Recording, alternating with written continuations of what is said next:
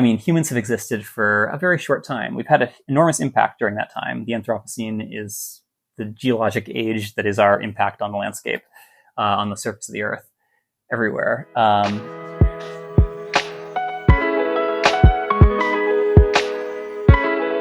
Hello, everybody. Welcome back to the Current Art Podcast. I'm Yaching, and today we have a very special guest. Hey, I'm Nate Dorr. I'm a filmmaker and photographer here in Brooklyn and wherever I can get to on a bike, essentially. And also a colleague of Yaching's. We did an installation together last week. Yes. Today we are talking about Nate's new film called Chemical Meadows. Yeah, thank you so much for having me on this podcast. I'm excited to talk about it.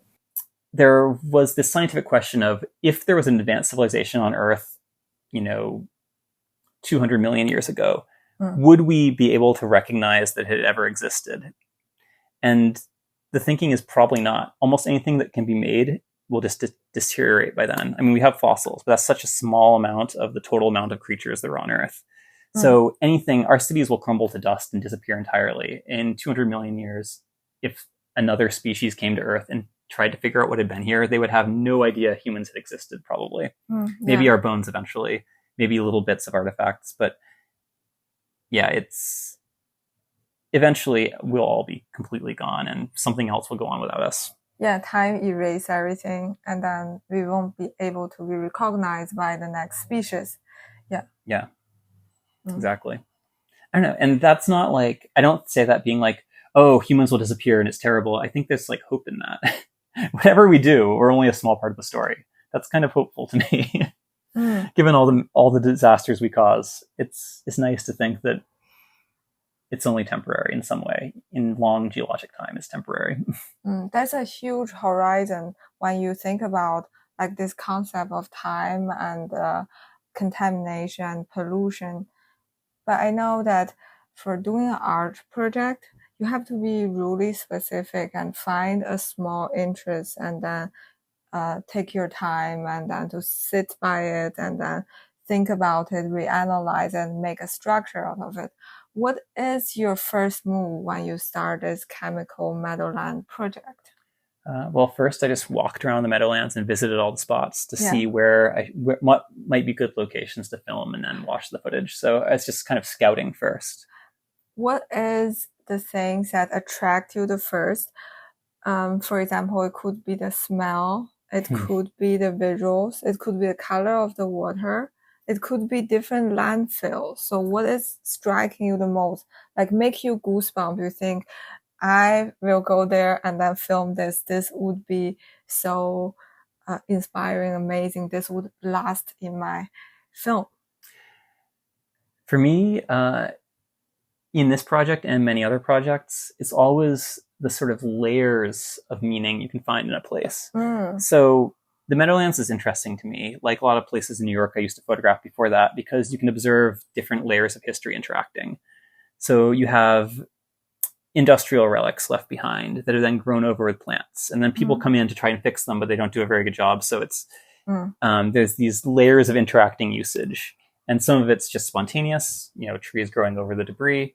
And some of it's deliberate, and some of it's just accidental. And you can see economic systems and ecological systems and historical systems, and they're all there, observable. And in New York, it's hard to find those now because everything's condos. Yes. Like it's all new. Like you don't see the layers of history as much anymore. They're kind of vanishing. But in the Meadowlands, you can see them everywhere still. And that's what would draw me to a spot, is the more conceptual complexity in a landscape, the better. And a lot of those turned out to be super fun sites anyway, because those were places that had a lot there in the past that have now been left alone for a while. So you could start to see those kinds of, those layers of interaction. But can you visually describe a land? Like if you would shoot a film and then you would walk down the street and then see a scene. So what would be the most dramatic scene that you have seen during your walking, for example? Well, a place I've been going for years and years is a site that in the film became the Kearney Drum Dump number 5, which is a non-national priority list Superfund site. So something happened there, but it's not well documented and it's not a major priority right now. That actually is the area that had the most effect on the footage. So something terrible was in the water there. I just don't know what. But that area I've been going to for years because I spotted it from the road and it instantly looked interesting. It's this meadow surrounded by trees. There's forests on the edges, sort of dense vine-filled forests around this meadow. And it leads right into the marsh. So the shorebirds would come in there. And then I've often seen deer crossing this. But also, I don't know what was there, but there's trees that have fallen. And when they fall, the roots pull up bricks. So there's so many bricks in the soil that the tree roots have grabbed them on and pull them up with them when they fall. So this whole landscape is built over something else that we can't really see. And there's still little chunks of it there. There's this big cement tube. It kind of looks like one of Nancy Holt, the landscape artist's sun tunnels. It's just set in the middle of this field. And Nancy Holt actually did a project in the Meadowlands. She was working with one of the landfills there to put something on top of it. It never was completed and it's gone now. But she's from New Jersey. And so seeing this thing that looked like one of her sculptures was so meaningful to come across that set into this landscape that in a place where she'd actually worked nearby. But it's also, construction debris. So it's just this discarded part of our civilization thrown in there. There's also junked cars in there because people leave their cars everywhere. There's no American landscape that doesn't have trashed cars somewhere in it.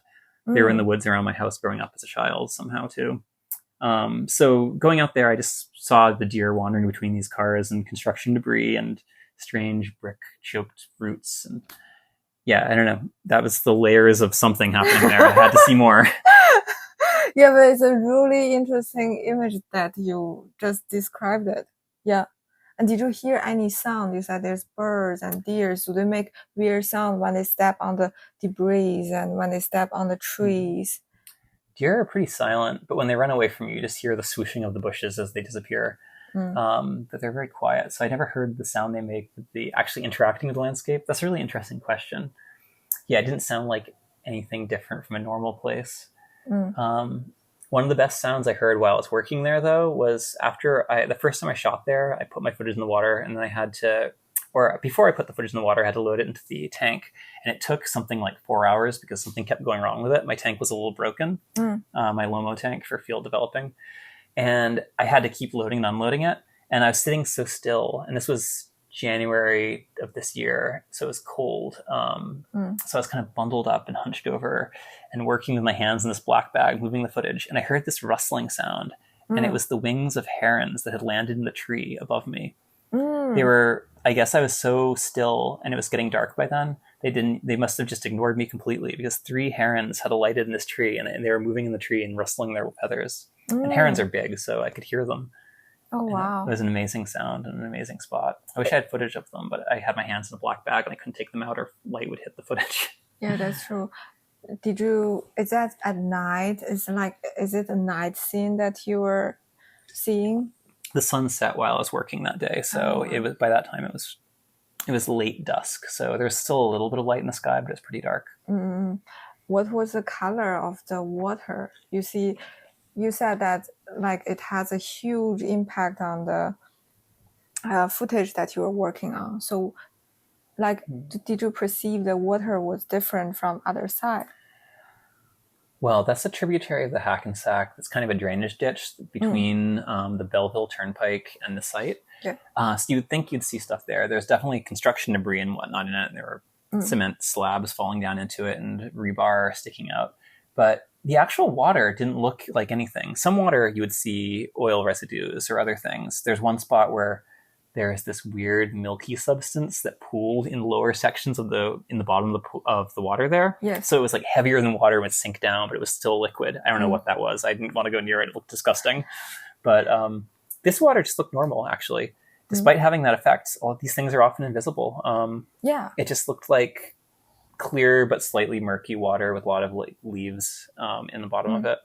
That's also interesting, feature of those waters. These waters are having invisible hazardous poisons inside of the water, but then you cannot perceive it by visuals, right? Right. Well, that's sort of the point of the film in a way. It's to make those invisible things visible in some way, really directly visible. Yeah, that is so much has to do with the film processes, right? Yeah. because that's how film like being visible from all those chemicals. Yeah, I mean, you start off with film that's just black after you shoot it. You can't see anything on it, and then the development process pulls the image out of that by, I don't know, just reorganizing the silver molecules in the emulsion. I don't know if you know how exactly how film works. I had to read up on it a lot, so I was trying to figure out if I could figure out specifically what processes might cause differences. But it would take much longer than a digital camera can do, actually. Yeah, I mean, of course, you get an image immediately with a digital camera, but I would have to shoot and then do this process in the field, then bring it back and dry out the footage again. I'd wash it out in my bathtub here in the apartment, and then bring it into a lab where I went to Mananoare, which is the local Brooklyn film, 16 millimeter and 8 millimeter film organization. And so I had to develop in their lab. But yeah, even then, I'd just be in there for 3 hours, just gradually teasing the image out of the footage through all these different chemicals you put in there. Interestingly, a lot of the chemicals used in the film development process are also toxic, and those end up going down the drain too, which means they go out through the sewer outflow. So if it rains, they go back into the waterways. They don't because in the New York area, you can't, whenever it rains, it overwhelms our sewage system. Yes. And so then rather than going for water processing, they dump it out into the Gowanus Canal and out into the East River and whatnot. So a lot of the chemicals I was developing with could be out in the waterway again. So you're one of the reasons, like the water got contaminated, but then you're also, on the other hand, documenting about it and try to make people be aware of it, and yourself is being aware of it, being educated throughout the process. Yeah, the thinking is that so little actual chemicals are used in the development process that it has a negligible effect. But still, it's really weird to be thinking about this and then adding to it. I was not unaware of that while I was working. And the Hackensack River has the same system. There are combined sewer outflow points there. So if there's a photo lab in Jersey City, it is literally developing chemicals into the water there, probably. Yeah. And those could be picked up by my film as well. Who knows? Probably just in trace amounts, but you never know. When did you start this project, Chemical Meadowland? I've been going to the Meadowlands as a photographer since 2009, but I started this project, which is the first proper film project, I guess a year and a half ago. I started January 2023, going out very regularly, scouting for what locations I would have be my initial list of places to go. And then later I realized a lot of places I wanted to go were actually the Superfund sites that were there. So I used that as my guide after that, and used specifically the Superfund sites as my map of where to visit. Very interesting. Yeah. But can you explain to me what is Superfund site? Because it's a very US kind of project. Right. Yeah. So the Superfund, initially, it's a designation by the EPA, the Environmental Protection Agency, that basically says these places are in need of attention. They are contaminated in some way, and people can't go there right now until we do clean up on them. There's a national priority list, which are the places that are the most desperately contaminated and desperately in need of attention. And there's also just spots that are non-national priorities. They're just on the list, but they're kind of being monitored, and who knows what's happening. And so there's 5 national priority list spots in the Meadowlands, and there's, I don't know, maybe 6 or 7 others that are not national priorities, but still have been marked by the EPA as having contamination problems. They're just not quite so terrible that they need to do major work on them yet. But there's a lot of that in there. So this was all created it was created by the United States Congress in around 1980 to basically force industries that cause pollution to pay for the cleanup of that pollution.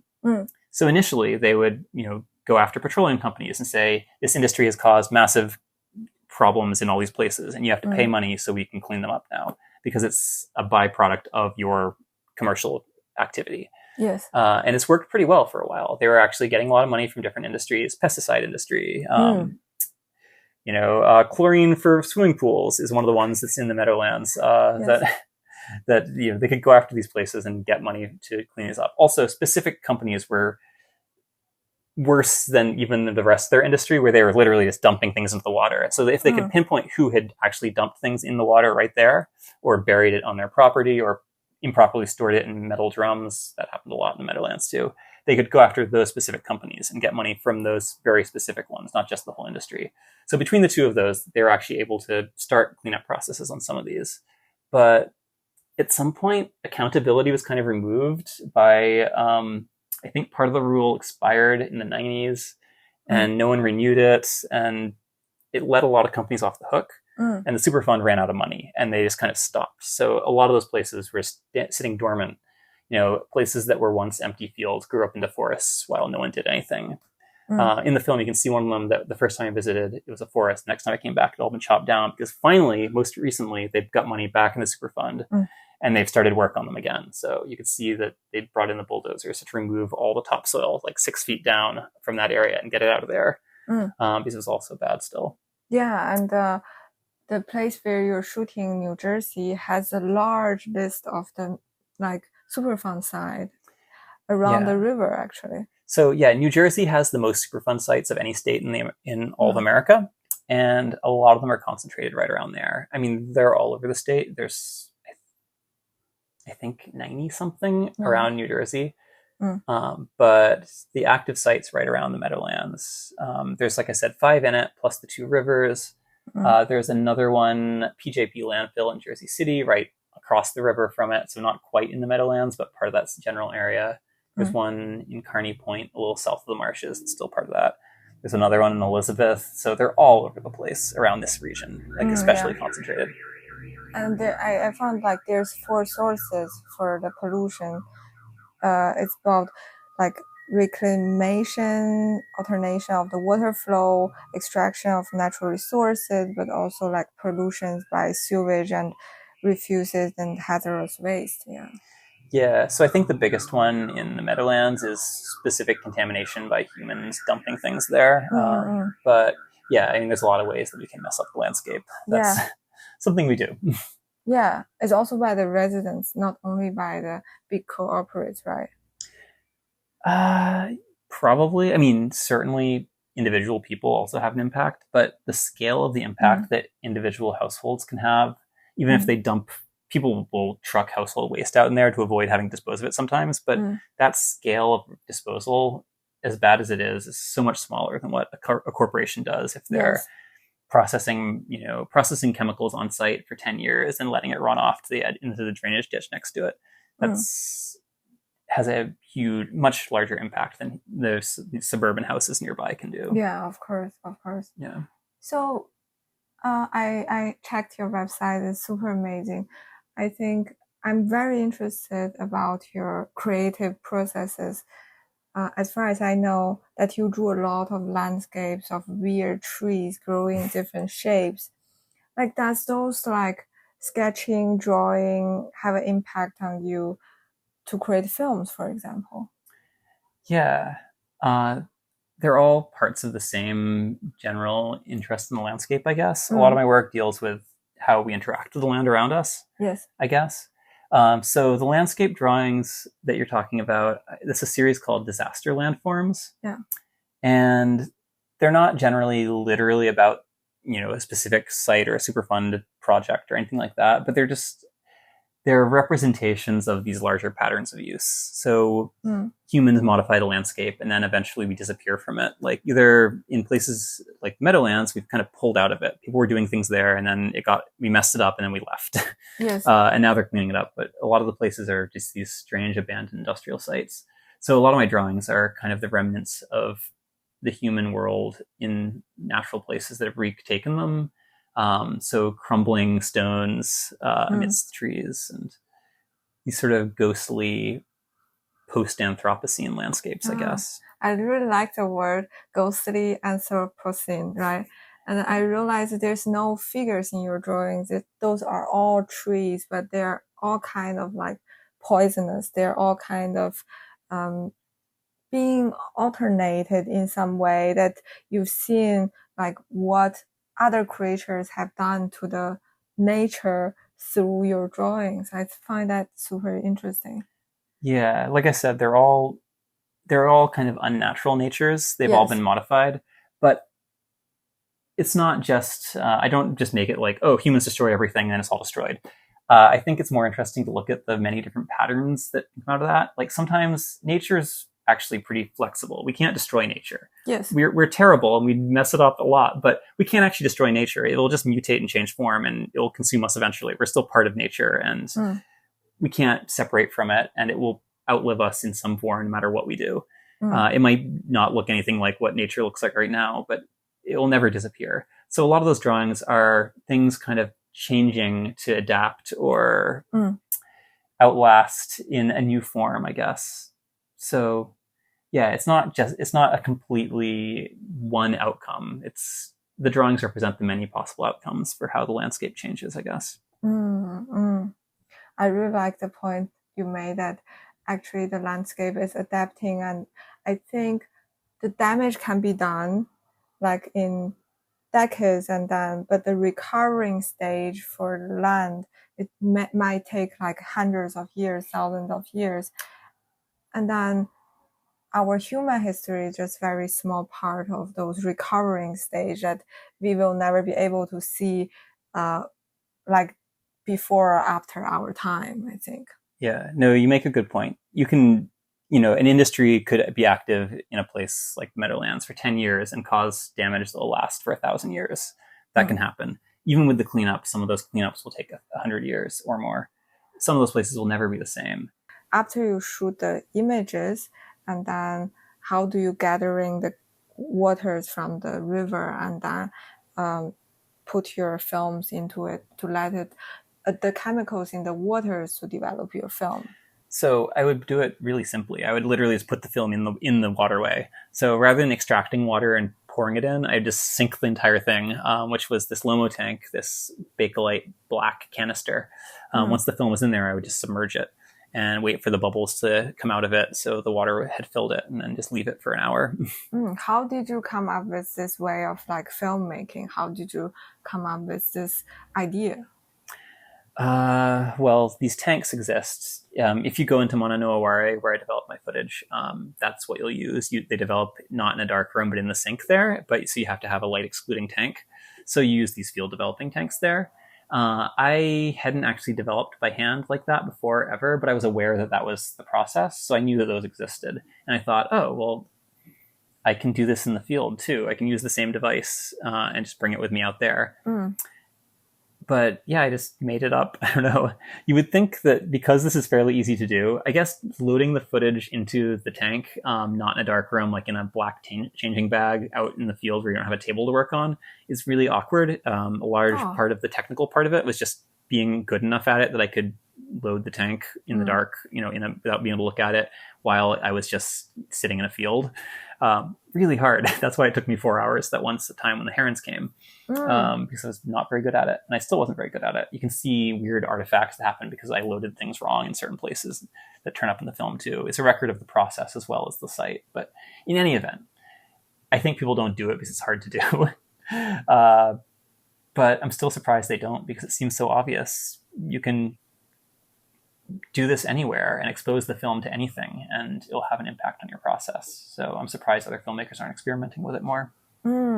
So that means that you can like make an effect of your short film into any kind of liquid or any kind of like coffee. You can do it with coffee, you can do it with tea, you can do it with anything like water with color, or water that has unknown things in it that would affect the film. Yeah, you can intercede in the process anywhere. This is more common with 35 millimeter film, actually.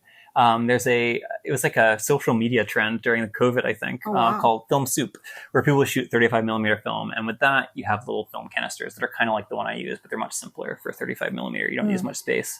And they would, put vinegar in there and like leave it overnight and then develop their film, things like that. Did you encounter any people there, like encounter any citizens there? Oh, yeah. There are all kinds of people who use the Meadowlands. Birdwatchers go there, they hike out there and like look at the herons and egrets and all the other species. Migratory birds stop there. I one time saw 3 duck hunters next to the Jersey Turnpike shooting gadwalls, which are ducks, migratory ducks that were coming through. I thought they were off season, but it turned out they were just on the last day of the season. So they were legal. I guess you can shoot ducks right next to the Jersey Turnpike with shotguns. Wow. Didn't know that. Crazy. Maybe they're supposed to be further away, but no one's going to come after them in the Meadowlands.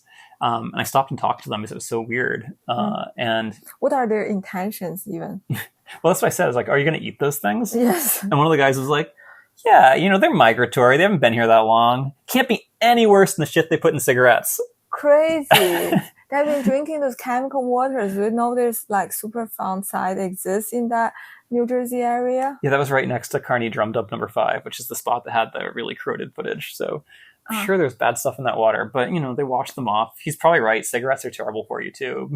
They probably won't get cancer from one time of eating those ducks, but I don't know. Yeah, I wouldn't eat them. Yeah, so those are the kinds of people I'd run into out there. And one time I met a man who worked for the train companies. He was retired, but he grew up in the area and worked on the train yards there. Yeah. And he said that he used to go out there as a child and, watch the deer and raccoons in these abandoned, strange places. So that was the site that they just cut down the trees in because they were actually doing work on they were doing the cleanup finally. That was a place called Diamond Head Petroleum, I think, or Diamond Head Oil. That used to just dump petroleum byproducts right on site. It was referred to locally as Oil Lake because there was just a pool of petroleum on the premises, which is crazy. But that guy, I met somebody who had been going there since he was a child. He came back to see what had happened to the site after they cut down all the trees. So I don't know. Yeah, there's it's a densely populated area, as you were saying. So people go out there all the time for various reasons. It's such an interesting journey too. And that guy told me a couple migrants were living on site in tents for a while too. I never saw them, but he said they used to live there. Oh wow. Yeah. For what reason? Like economic reasons? Presumably, yeah. It's like an empty space they could live. So you don't have to pay anything, you don't have to pay rent, you're just like a nomad living there. Yeah. Near the contaminated site. Yeah, I'm sure it's not a great place to live, but that's because it was like that, they were able to go there and no one would bother them. I see. It's like years ago, I was on a road trip and the Mississippi River was about to flood, and there was this huge trailer park that was in the floodplain because people would, and apparently they've been told not to live there, but because it was this place that floods occasionally, people with no other options would end up going there because they could get cheap spots there. And so then they were the front lines of, this flood risk. So places like that, economics drives people to live in dangerous places all the time. That's our system. Yeah. So the pay off is actually your health and your life, actually. Yeah. I think it's always interesting. Because I've seen your films, they're rarely people showing up in the film. So it's mostly abandoned site, contaminated Meadowland, but it feels like it's kind of a site would you see the human traces, as you said, anthropomorphic, that human were there and doing activities, and the people you have met during your film shootings actually has an impact on how you perceive this whole landscape. So I wonder, as an artist, but also as a person, is there a moment that you feel emotional about those landscapes that you have seen? Yeah. I mean, I have conflicted emotions about them. I mean, They're really messed up, but they're also beautiful sometimes. There is a beauty in these places that we forget about, where the herons return to the trees. And, I've actually never seen herons in a tree before, so that was especially weird. But, the birds are using this place, and there's muskrats and deer and foxes. And so it's inherently beautiful in some way to see these landscapes recover in some way, even when there's so much left there. But I don't know. Yeah, it's part of the process, but it made me sad to see the trees all chopped down in one site that I've been visiting for years. And it's because they're cleaning it up, and it's a necessary part of the process. So it's a good thing. Ultimately, it means that when the trees regrow, they won't have to chop them down again. But I feel connected to the nature in these places. I always look for it. And so, when we totally destroy it, or then our past actions cause us to have to upend it again in order to fix it, it is sad. But hopefully it's recovering now, and the more we go through this process, it will become a place we won't have to destroy any further, and it can be stable for a while. That's the hope. But yeah. That's a very interesting observation when you talk about the beauty of the landscape versus how hazardous it is.